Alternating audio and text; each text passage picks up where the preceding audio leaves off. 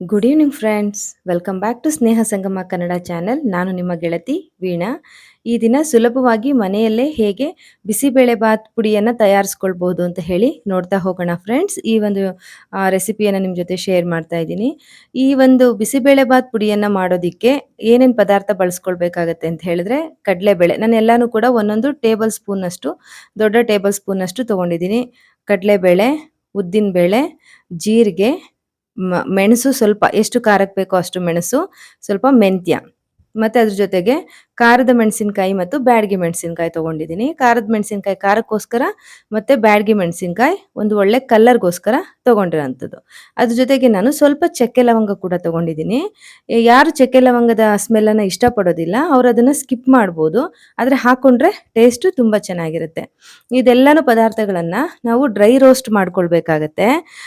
ನೋಡಿ, ಪ್ರತಿಯೊಂದು ಪದಾರ್ಥವೂ ಕೂಡ ಹುರಿಬೇಕಾದ್ರೆ ಅದು ಏನು ಫ್ರೈ ಆಗೋದಕ್ಕೆ, ರೋಸ್ಟ್ ಆಗೋದಕ್ಕೆ ಬೇರೆ ಬೇರೆ ಸಮಯ ತಗೊಳುತ್ತೆ. ಹಾಗಾಗಿ ಸಪ್ರೇಟ್ ಆಗೇನೆ ಅದನ್ನ ಹುರ್ಕೊಳ್ಳೋದು ತುಂಬಾ ಒಳ್ಳೆಯದು. ಅದು ಒಳ್ಳೆ ಘಮ ಬರೋವರೆಗೂ ಹುರ್ಕೋಬೇಕಾಗತ್ತೆ. ಇಲ್ಲ ನಮಗೆ ತುಂಬಾ ಸಮಯ ಇಲ್ವೇ ಇಲ್ಲ ಅಂತ ಹೇಳಿದ್ರೆ, ಎಲ್ಲ ಒಟ್ಟಿಗೆ ಹುರಿಬೋದಾ ಅಂತ ಕೇಳಿದ್ರೆ ಖಂಡಿತವಾಗ್ಲೂ ಹುರಿಬೋದು. ಆದರೆ ಏನು ಅಂತಂದ್ರೆ ಹೆಚ್ಚು ಅದು ಸೀದಲೇ ಇರೋ ಹಾಗೆ, ಯಾವ ಪದಾರ್ಥ ಹಾಕಿರೋದು ಯಾವುದು ಕೂಡ ಸೀದೆ ಇರೋ ಹಾಗೆ ನೋಡ್ಕೊಳ್ಳಿ ಫ್ರೆಂಡ್ಸ್. ಹೀಗೆ ನಾನು ಪ್ರತಿಯೊಂದು ಪದಾರ್ಥವನ್ನು ಕೂಡ ಡ್ರೈ ರೋಸ್ಟ್ ಮಾಡ್ಕೊಳ್ತಾ ಇದ್ದೀನಿ. ನೀವು ನೋಡ್ತಾ ಇರಬಹುದು. ಇದೆಲ್ಲನೂ ಕೂಡ ಡ್ರೈ ರೋಸ್ಟ್ ಮಾಡ್ಕೊಂಡಾಗ ಒಂದು ಒಳ್ಳೆ ಘಮ ಬರುತ್ತೆ. ನೋಡಿರಿ, ಎಲ್ಲನೂ ಹುರ್ಕೊಂಡು ಸಿದ್ಧವಾಗಿದೆ.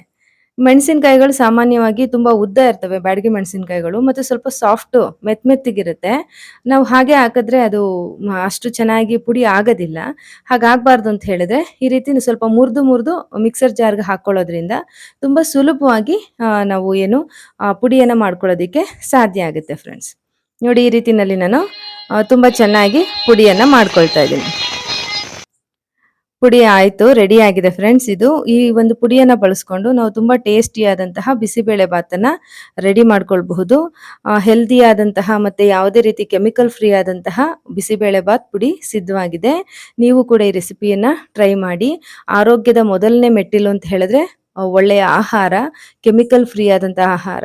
ನಾವು ಬಳಸುವಂತಹ ಪ್ಯಾಕೆಟ್ ಪೌಡರ್ ಎಷ್ಟು ಡೇಂಜರಸ್ ಅಂತ ಹೇಳಿ ನೀವು ಇತ್ತೀಚೆಗೆ ನೋಡ್ತಾ ಇರ್ಬೋದು, ತಿಳ್ಕೊಂಡಿರ್ಬೋದು.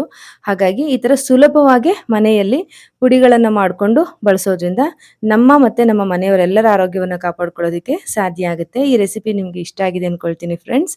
ಇಷ್ಟ ಆಗಿದ್ರೆ ಲೈಕ್ ಮಾಡಿ, ಶೇರ್ ಮಾಡಿ ಮತ್ತು ಚಾನಲನ್ನು ಸಬ್ಸ್ಕ್ರೈಬ್ ಮಾಡಿ. ಮತ್ತೆ ಬರ್ತೀನಿ ಇನ್ನೊಂದು ಉತ್ತಮವಾದಂತಹ ವಿಡಿಯೋದೊಂದಿಗೆ.